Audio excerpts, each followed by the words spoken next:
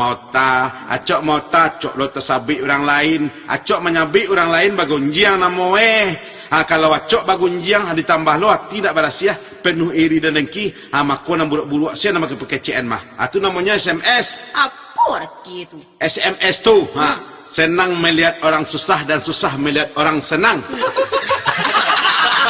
Rasa senyo menceliak orang. Gapuak jawi orang. Jawi nyusi na nyabian, anaknya laku di kerengkiang, anak sekolah lo lain. Uri jawi orang heboh juga. Jawi li tabadli. Makanya nak tagih dah. Mana yo binatang. Batanak bini orang pagi. Abana kana julakia tu ya. Sebuah kalang lah batanak saya bini Batanak bini orang tengah hari. Mengasai kana julakia tu. Las yang langkang baru kata jarang pada mengangkang saya di rumah. Mencek rumah orang. Cek rumah 5 tek. Bini badak tapung kanji saya. Pai bajalan orang hari Minggu. Karajo keparak tu nye. Repressing lo guys. Karikiang rambut orang. Lah bantu sarang tampu nampak di den. Luju rambut orang. Tua bantu ambacang di cucu. Panjang rambut orang. Kutu banyak rambut berpanjang lo. Botak orang. Apa lo colak bersikit lo.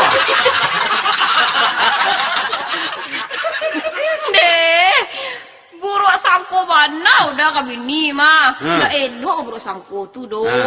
Tu badoso juo mah. Positive thinking selah. Kami mencari tuan perlombaan antar ibu tingkat RT ko mah. Gak ada hadiahnya. Hadiahnya? Juara 1 dapat trofi. Juara 2 tromos. Juara 3 trompa. Cak mah. Tele je. Tapi abena rumah tangga kolai. Jangan gila batandang setiap hari. Jangan bergunjang juga je tetangga. Nak bergunjang gaya doda.